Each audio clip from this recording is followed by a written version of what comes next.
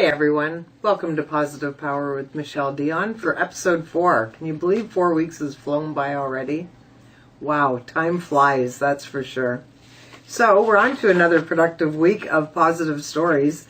I can't stress enough that the more I am making that my focus of attention, the easier they are to find.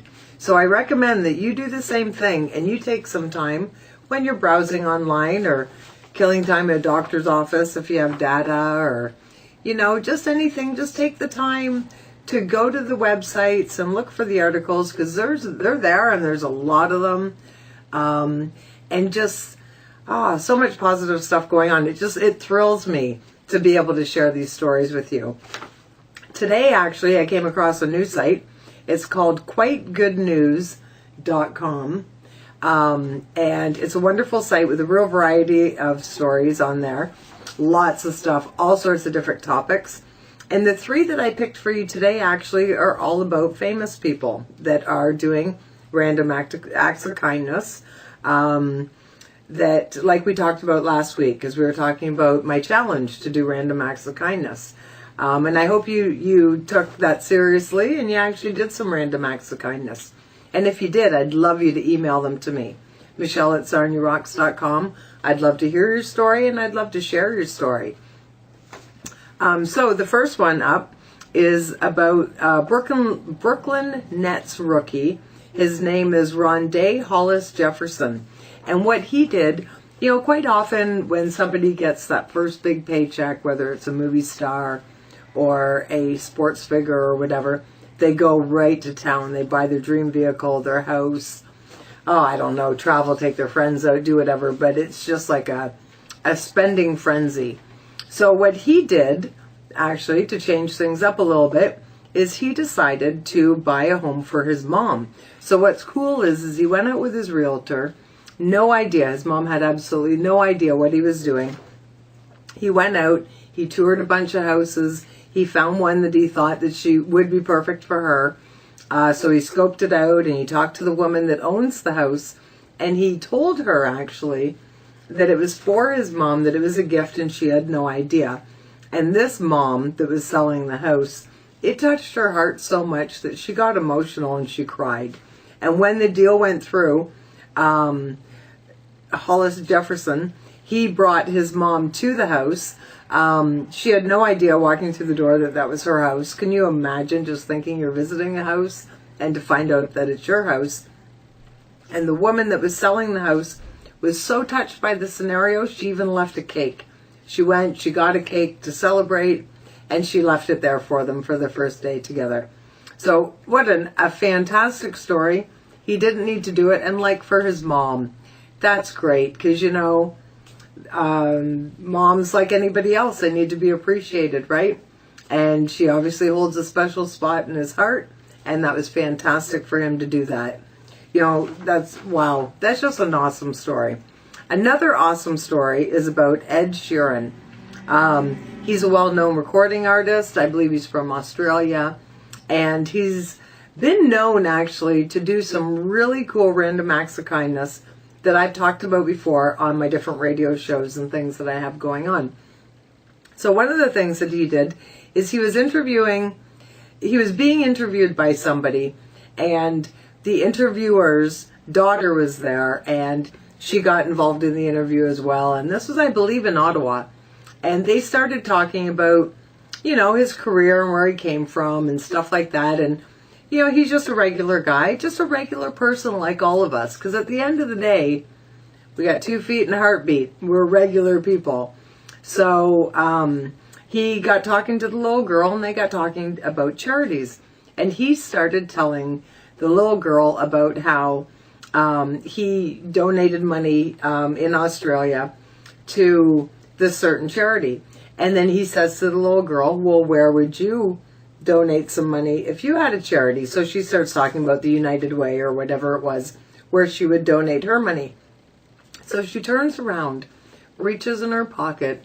She had her allowance or money from her birthday from grandma or something. She had $20 in her pocket. She pulled it out and she says to him, when you go home, I'd like you to give this to your it was a homeless shelter with a food bank. That's what it was. And so she says to him, I'd like to donate this money. Like, what an awesome thing that is. So then at the end of the interview, he turns around and he pulled like 2 fresh $100 bills out of his wallet. And he says to her, give this to your charity. What an awesome thing. What an awesome lesson for everybody involved, and a great lesson for the little girl. And that little girl is a star anyways, simply because she turned around and reached in her pocket. Don't tell me there isn't things that, she had already planned on doing with that money. But, she was thinking positively, thinking of the people that need the meal, thinking of him, thinking how passionate he was about the charity. And then she decided to give. And it's inspired, right? That's that inspired giving where you hear that little voice. You can call it whatever you want, the little voice in your head. And you just run with it. And it makes you feel good. She'll never go to Australia. Maybe, probably. She probably will never go and know if that money actually went or what happened or check on, whatever. But she just went on that blind faith that that's where she wanted her money to go, and she felt good about it. And that's important. And that's very cool. So back to Ed. So that's like just another random story that I know. So he has a friend who's also a songwriter that he grew up with. And when they were 17, they sang a song, or co-wrote a song together. So she's in financial distress, and she comes over to his house and she says, before you put on your next album or like release it, will you please add in that song from when we were 17 so that I can get some royalties from it, because I'm really in dire straits here. I really need to do something. So they turn around, they have a really good visit. The article didn't actually say if he even put that song in or not, but they, as they're sitting there, co-wrote Thinking Out Loud, which is a very famous song of his. It's a beautiful song. So they wrote it together, and he turned around and did the right thing. He put her name on the credits, and now, regardless of about that song when they were 17, that song, Thinking Out Loud, streamed over 500 million times on Spotify and over 700 million times on YouTube. So it's made her more than enough money to pay her mortgage, get out of her financial situation, and boy, vault her right up to the top again. So what an awesome thing to do.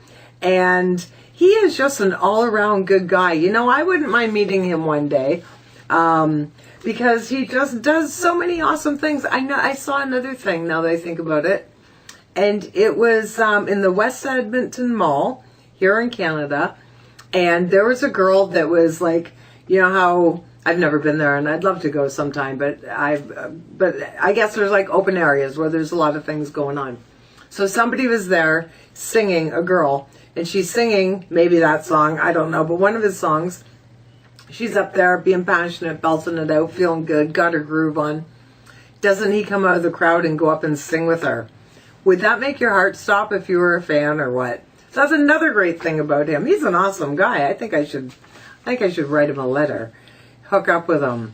Lots of good people. We should all hook up together, because there's power in numbers, and we learn together. We learn together, we grow together. And I have like Ellen, Ellen, I'm just waiting for her to call me. I have a list of people that I'd like to hook up with. And Ed, he's definitely one of them. Another person, we do a lot of stuff on Facebook. Do you know 1 out of 3 people in the world are on Facebook? That's a fact to make you think, isn't it? In the whole world. Wow, that's pretty huge. So Mark Zuckerberg, the creator of Facebook, and Priscilla Chan, they've opened a primary school in the States with free healthcare, and it's a private school, but it's a free private school. It's for people who are struggling financially, to give them a hand up. And it goes all the way from kindergarten right till the end of high school, right to graduation. So that's a fantastic thing. And the combination between the food and the education is so key. And I was on the Positive Power Hour, which I do on the Playfair Music audio stream every Tuesday and Thursday at 11 a.m. And I was just talking about that today. You know, if you're in school or doing anything where you're learning and you're not putting the right food in your body, your brain doesn't work right, it doesn't absorb, it's going to be a little scattered. So it's so important to have the whole package. That's why here in Canada, and I don't know if it's everywhere or not, we have breakfast programs for the kids. And that is one of the best things. Because if there's not much in their lunch or whatever, at least those kids get a solid foundation and a solid beginning to their day. Because that's so important. And you know, when it's all said and done, they are our future. So thanks for listening in. It's been fantastic. I love pulling this stuff together. I love doing these shows. And I can't believe if you would have asked me a year ago if this is where I would have been, I never would have believed it. But you know, I practice what I preach, and I've been staying true and thinking positive and good karma. And there's so many wonderful things that are coming my way. And there's wonderful things coming your way too. Just, you know, stay on the steady path. I know it's not easy to think positive all the time. But, you know, it's habitual. Start doing it. Just start thinking positive. Start creating yourself with an environment for a success. You know, that's a really big thing. People sometimes have a lot of drama in their lives, and then they think, well, I have all this drama, but they're not realizing they're surrounded by drama or surrounded by drama people. Or, you know, gossip. That's another one. You know, you always want to be the end of the gossip train. Don't carry that forward. So, you know, you have control over so many things in your environment. You just have to choose to take control. And one of the ways is by the media, the stories you listen to, the people you talk to, and your general surroundings. So I guess that's my message for this week. Thank you so much for listening in. And, you know, look after yourself. Make yourself number one. Because damn it, you deserve it. You're awesome. Have a great week.